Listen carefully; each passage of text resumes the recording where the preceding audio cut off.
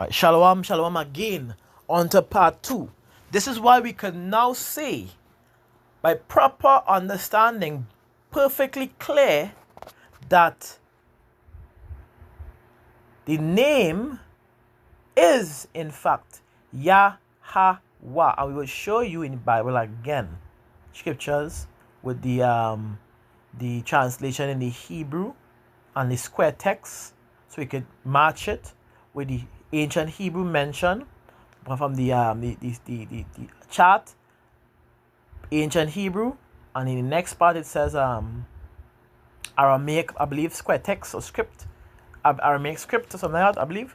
So this explains why the symbol wa or wow was adopted for W in Hebrew roots. Now you understand, because it was already being used when it was spoken. So now as it's written, it was wa in the ancient to wow in its translation, and then to W, which is English today, which the pronunciation wa from the word W goes back to ancient Hebrew alphabet, ancient Hebrew consonant letters. Let's continue.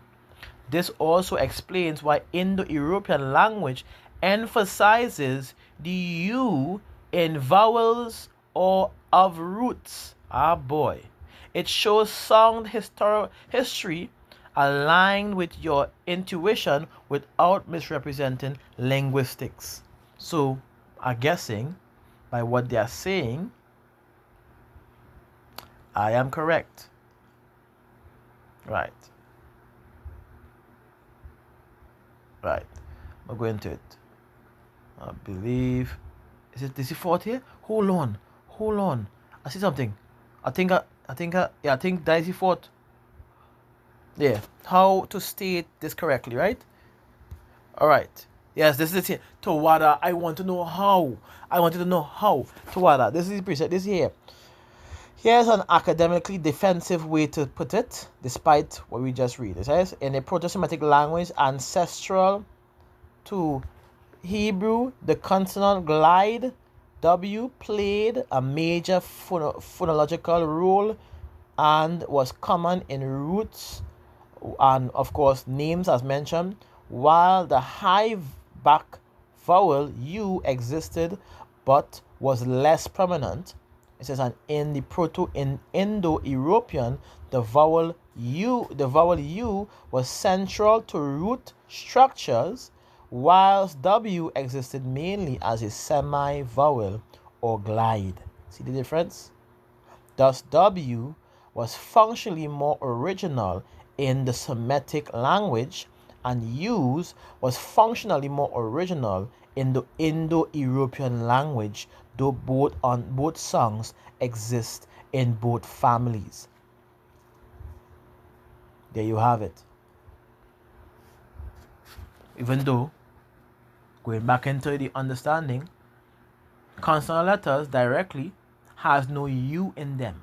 It was not even stated to have a U in it, because the sharing back then via the nations and before the lines of Hashem, Noah and all of them coming up, it would be understanding that many of our people back then in that time were amongst these other nations, weren't they? And if they were in these nations, then that use of the letter U would have been used among them, even though they originate to a particular language, which is the ancient Hebrew, having the 22 consonant letters, which does not have the U, doesn't mean that they hadn't used them. And it's just not original to their language. That's all.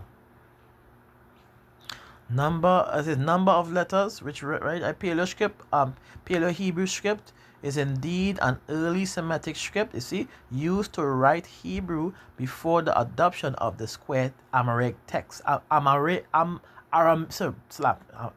Aramaic script, Salak, which later became classical Hebrew alphabet. Here's a precise summary. it says a number which you read coming down to show you when things had changed, and you can show you what changed. It says a number of letters. Paleo-Hebrews, like others, Canaanite script consists of 22 letters, all consonant. This is typical of early Semitic alphabets. They did not originally have symbols for vowels like U. Why is that? Why would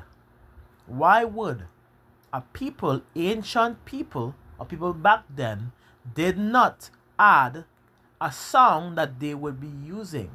The reason for that is because it's not original to their language. At this point, we must exercise common sense here, do we? At this point, the reason why it was not brought into the fold is because it was never of the fold. It's simple. It was not original to the ancient Hebrew, the ancient Semitic language or alphabet. So it would not be added in because it was never original to that point. It's simple. It was never added in as a actual letter or a vowel point into the Hebrew itself. Let's keep going. Relation to Canaanite script. Before we continue, let me get this one time. Can we now play? Alright. Simple as you can get it. Right there. So let me put this down. So I'll send this as it's showing the ancient Hebrew. It says, yes, this image is showing the ancient Hebrew or Paleo-Hebrew correctly. Do you see any U's in this? No. This is scanned and this is proven. And it's doing something important by contrasting it with later Assyrian Aramaic, so-called modern Hebrew. Here's what the chart is demonstrating. And it goes on to the information in the ancient Hebrew, blah, blah, blah, and judges and kings. This is the point. I hope did I? No, I did not. Okay. Did I? No, I did not. Okay. All right. So anyways, go back on it. That is the point. The point is not to be missed, you know?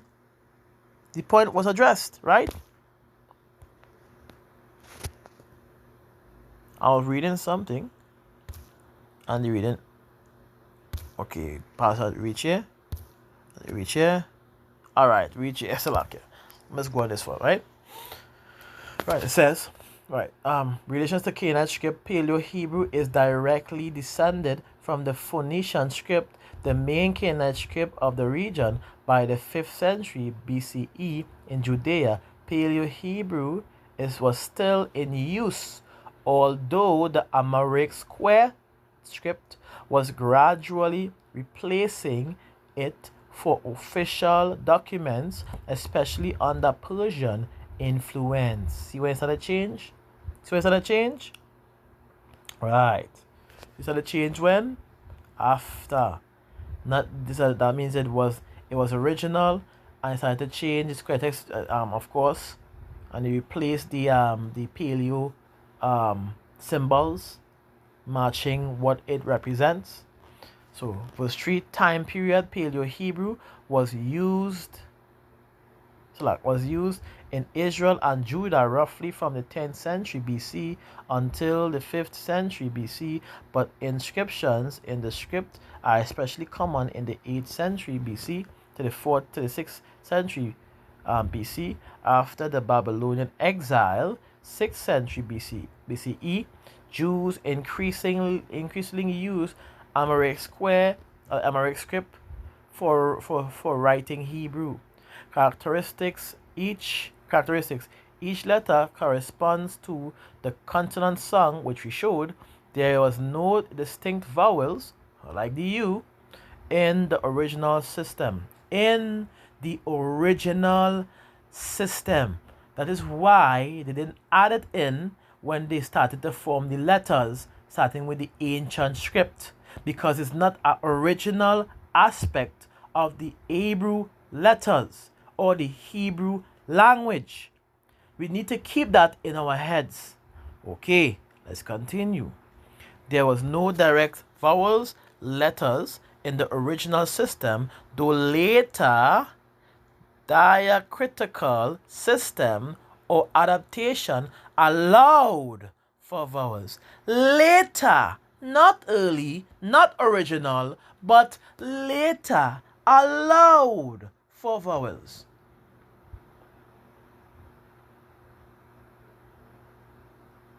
Right there. Let me read this part. So ancient W or wow, ancient Hebrew W is a consonant letter, not a vowel. The letter W was originally pronounced W as like water. It was never the letter U, right? It functioned as a semi-vowel or a consonant used in names. Pause. Let me pause. I really hope I get you this information. That's all. Yeah, then fuck it. Select. U was a syllable song, not a letter. It was a syllable song. There was no letter U. Ancient Hebrew had no vowel letters, no vowel letters, no vowel letters. U exists only as a spoken syllable sound. That sound was later indicated, not written. Oh well. Oh well. Now you understand? Or should we continue? Should we continue? How the U sound was expressed often implies after the W or by syllable structure. Alright? So I want to get back this part. Let me see if I can get back. So I didn't see it. I tried to get back on my chat GPT. Apparently I probably saved on not some of the things that I was looking up at the same time. But I ain't gonna try to go into all that. That's too much. You know what I mean? That is real information to go into the search, scroll back and nah. Important distinction. This is key. Category W, U, song, written vowels, V. Ancient Hebrew, W, real consonant. U, not a letter. U, sound, is a spoken syllable. Written vowel, no. This is for the ancient, right? Hebrew, no. V song, later development. See that? Now let's continue. The YHWH, W, a W, not a V. Jehovah is impossible in ancient Hebrew. J didn't exist. V didn't exist. Written vowels didn't exist. So U is out of the picture. O is out of the picture. E is out of the picture. Let's continue. Pronunciation with W aligns with ancient Semitic phonology,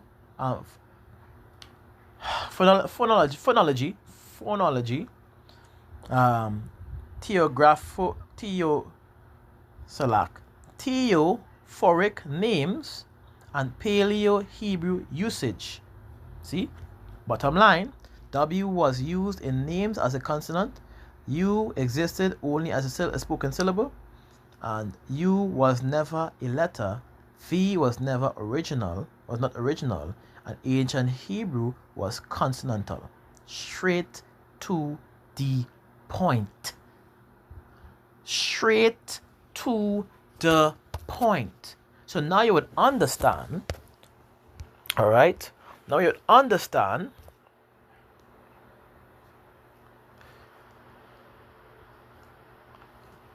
after understanding that now you can be able to grasp the situation dealing with Exodus 3 and 15. Also, the fact that you said that his name is not Yahweh, which is correct, but it's Yahuwah, which is wrong. So, sis, information is key. And notice I didn't go into all the information, because if I get a response, I could now go into the links. Historically canonical links, by the way, which we really breeze through. The links is there provided. So if there's a response to this, I'll just go into the links and show these information being canonical to what we informed you of. Alright? That's why we thought I doesn't use it all, and if you realize I doesn't use all for a reason. So, and what I advise to this is that you try and, I don't expect to hear, try and search things out, which if you can do, right? But more so listen to your husband, as I could say, if you have one, at the end of the day. When you go into Exodus 3 and verse 15, it says, Power said, Moreover, unto Moses, thus shalt thou say unto the children of Israel, Yahweh power of your fathers, the power of Abraham, the power of Isaac, and the power of Jacob, had sent me unto you. This is my name forever, and this is my memorial unto all generations. So when you go back into that word in cross-reference, you see what they inform you after what they did, which is changing the name Yahweh, YHWH, into Lord. Is more so to hide the title, exact, right?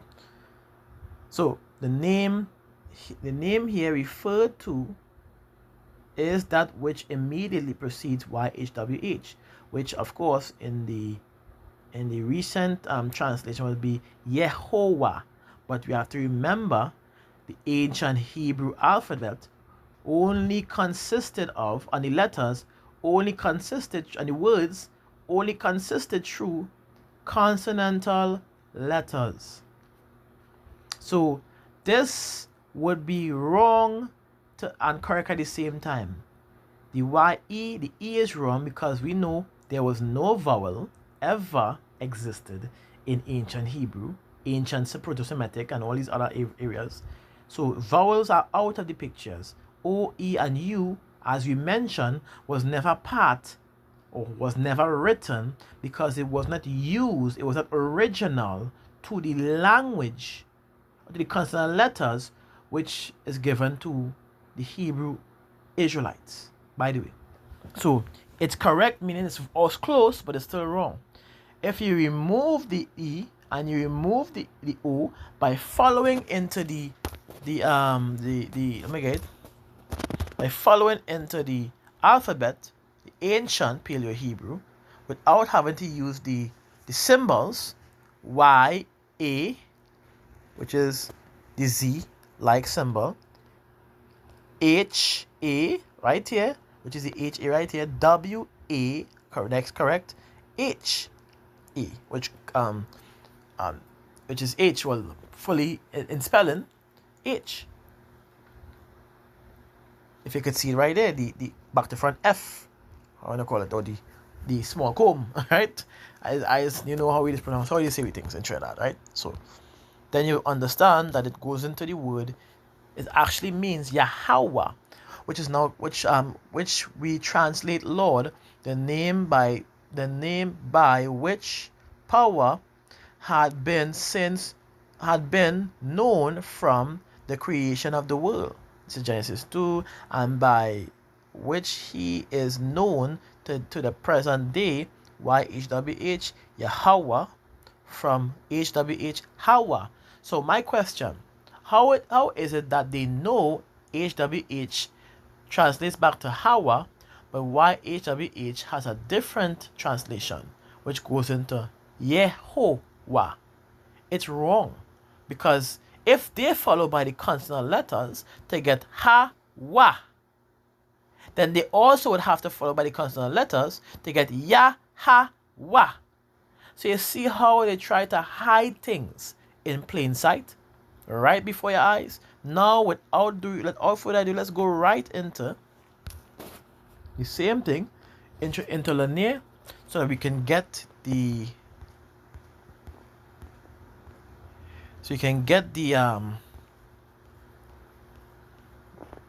tetragrammaton. So we have Jehovah, whatever the case is, going down into its tetragrammaton, which is the ancient square text. You can see it right here, right on both sides, which as a proper name of deity is Yahweh, as they say, which is incorrect. Now when you follow suit to this into what we see in here as the script, let's put it up and down just to make sure. All right, so you put one up, I put one down. So as you could follow, it'll be easier to get it because remember the Hebrew alphabet itself, the symbols was changed from the ancient or Paleo Hebrew symbols to the square Aramaic square script. So from finding the name, you would have to go to the under Strong's. You have the symbols here providing the name, not to mention. Normally, when you read in Hebrew, it is from right to left, correct? So when you go into that and you see that symbol, that little small, the mini 7, the high 7, I guess, which is Yah, and the square or the N with the space, which goes into the Ha, and then you see the tall or the line or the I, or whatever, the back to front, no, the short 7, which is known as Wa. So like here for how to pronounce things. And the M with the space again next to the W is Ha.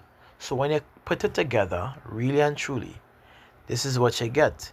Yahweh, which is exactly what one of those who was searching to the name, okay, represented as a scholar, found. You know, I started right into that. And then he realizes somewhere along the line, at what point? Like it looks like he continued to write. Not to take up. Not to uphold. Et, down here, that's missing. The aleph is gone. The ta is there. Et Shem. Yahweh. Notice what you're seeing there. In the same Hebrew, we have the Z with the line in it. We have the back to front comb, or whatever to call it, with the Y symbol and the comb self, which looks like an E on both sides. But what did he say? Ta is there. Et Shem. Yahweh. Yahweh. The name of the Lord. Ah boy, because they did their diligent research. Remember, they search things out, they search more than enough of us out to keep us in this lower state, which is why Yahweh shall have to come. So if you think you can get that information in a book by them, or it can be published by them, then you know something has to be wrong. Deception is still taking place. And to show you that this is actually a language, and the ancient Hebrew language, let me pause and go into what, as we have it here, right there, which is parallel Hebrew Old Testament, which when you go into Exodus chapter 3, Genesis, oh boy, all right, chapter 3 and verses 15, to where you can see that exact script right there. See that? Which was shown in the video, which the scholar which searched things out. Remember, they carried, when Christopher Columbus was on the scene to the Americas, what he went with Hebrew interpreters. And when he went there, a female greeted him with the Shammai, a Hebrew female, literally, of the Northern Kingdom, which cannot be disproved. It cannot be disproved, because then how would they know the ancient information dealing with the Shammai? Come on, these are the ancient people that were lost.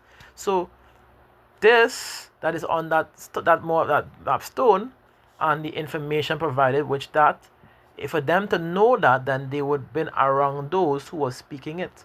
We know that many of our people, Northern Kingdom and Southern Kingdom, went into captivity, and many of the information was given from the same Northern Kingdom.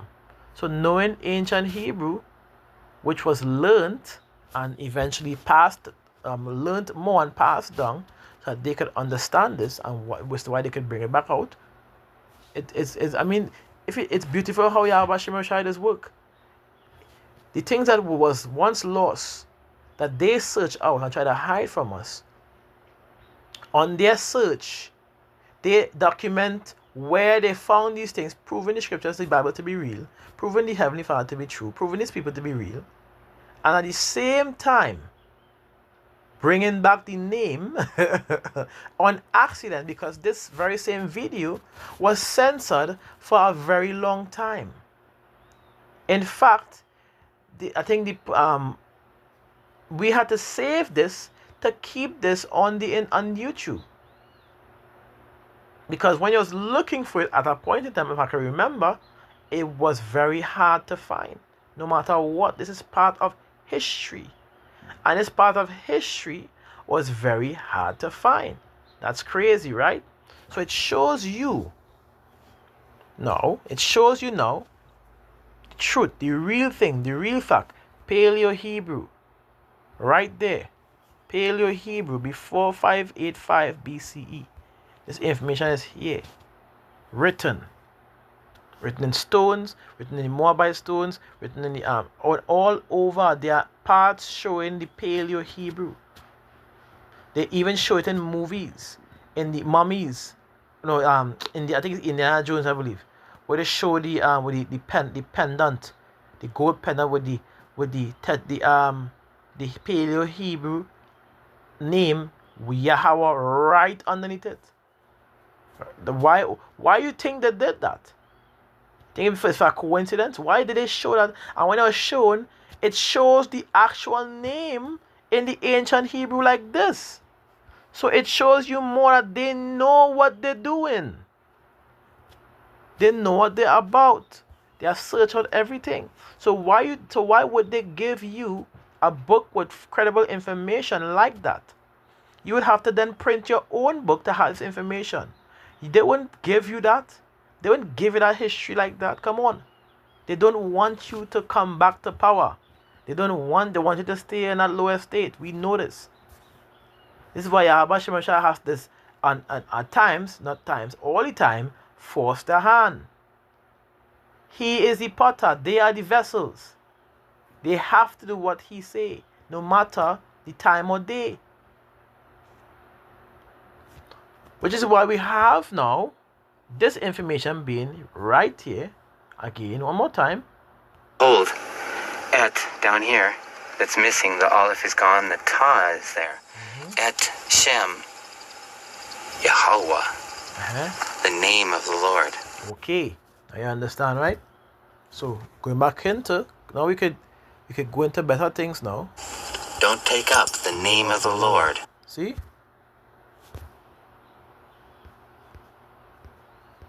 So now you can go into better things now, providing the receipts. Receipts was provided, honestly speaking. Look right there. Receipts was provided. And as far as we know, right there, also provided. Yes, this is Google links and information. This is Wikipedia, by the way. You can also go into that as well. Especially with the Yiddish and the changes from ancient to Yiddish. By the way, these information are there. Like, come on. The more we, aside from what you show, you can show more. But let's just stick to this. So now you understand that the real name, the consonant letters, have no vowel points of O, E, and U in them, which would make you, sis, incorrect yet again. So now you understand when Yahweh Shai spoke concerning this precept, Zephaniah chapter 3 and verses 9, says, "For then will I turn to the people a pure language, that they may all call upon the name of the Lord," which is Yahweh, "to serve him with one consent." The purpose of it is to serve him with one consent. And notice that the doctrine that you guys bring about, those who speak in the name Yahuwah and Yahusha, always end up with a statement that even heathens can be saved, because that's not the proper doctrine. If you are serving him with one consent, the name do matter, as well as the doctrine. The name and the doctrine coincides together. When you have a false name, your doctrine is also false. It shows the spirit that you are in. And hopefully, if Yahweh Ba'ashem Yahushai give you the spirit to receive and to change, you can also do so, or the audience that is listening and also. If not, there's nothing I could do, because scripture tells you that what? The elect shall receive it and the rest were blinded. Look at that precept one time. Romans 11 and 7. What then? Israel had not obtained that which he seeketh for. It says, but the election had obtained it, and the rest were blinded. So many people, if he is not given to receive, were most likely going to be blinded. And your confidence already showed the state that you are in. But I do pray that those who are calling on these names, even after that now get a recollection or understand what is being brought out, now could change their understanding, go and do their research, see it for themselves, and then make that change that is necessary if it is fit in the eyes of Yahweh Shai. But as for now, we know what you must do. We know what you must do. And it says, Hebrews 5 and verses 12, for the time ye ought to be teachers, which is not for you, but is directed to the ones that teach you, you have need that one teach you again, which be the first principles of the oracles of power, and are become such as have need for milk, and not of strong meats. So you now, those who taught you, I hope you'll see this, that you could go back now and begin to start over with the understanding of the scriptures. You are not too, you shouldn't be too prideful to learn something that you never knew. Because I've learned and had to relearn certain things just to get it correct. Because I know I have to represent Yahweh Shai in the proper manner, the right way. I know one of the things I would love to go into is history, because it proves undeniable facts about what we bring out. That's why I go into history. And notice, you would barely see someone that's genuine going into the histories and all of the histories, the core histories. So lucky for sometimes I screenshot and you see how I get verse and part 4 quite down on the next side. It is, I don't know how, I could tell you, I know for a fact I screenshot one by one, and then when I check, it's not the same. I don't understand how, if it's my phone, but I just check myself, watch it myself, line it up, screenshot it, and at times half the information is be gone. I don't understand that one. Some of them I screenshot twice. How? So lucky for that part. It has happened. But now you know, again, let me get a precept. Hebrew in the New Testament. Ah boy, right here. Now you understand what Paul was saying, or what Yahweh spoke in Salakia. Read. It gets you to the point. And when we were all fallen to the earth, I heard a voice speaking unto me and saying in the Hebrew tongue, Saul, Saul, why persecutest thou me? It is hard for me to kick against the pricks. Now I need to ask you all a question. Which Hebrew do you think Yahweh HaMashiach, the Messiah, was speaking in? If the aim is to have that pure language back, if Yahweh Shai wouldn't have been there, what Hebrew do you think he would have been speaking? Yiddish? No. It's the pure language, ancient or Paleo Hebrew, with the 22 consonant letters, the original language. This is what he would have been speaking.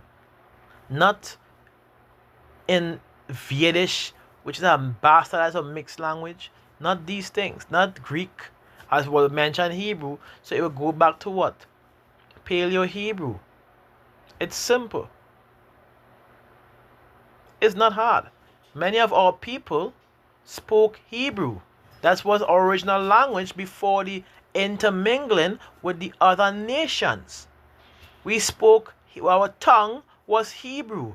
Hence why we were called Hebrew Israelites. It stems back from Proto-Semitic and before. Noah and before. Because Noah came about speaking in that language. How do we know that? Because Shem and the sons were speaking in the Proto-Semitic language, which is passed down to our people, which is the same language that he spake, which was mentioned even in the historical points. So again, let me not stay straight too long. I hope this lesson was edifying. We say Shalom Yasharala, Kal Halal Yam Yahweh, Bahashem Yahushai, Bahashem Rekakodash. Give double honors to the apostles and prophets and elders of James Camp, but I ask great wisdom for the before the 100% truth that I be currently edified under. Shalom to the elect, the tabernacle of David, and I am Roberto Zariak saying to you, Shalom.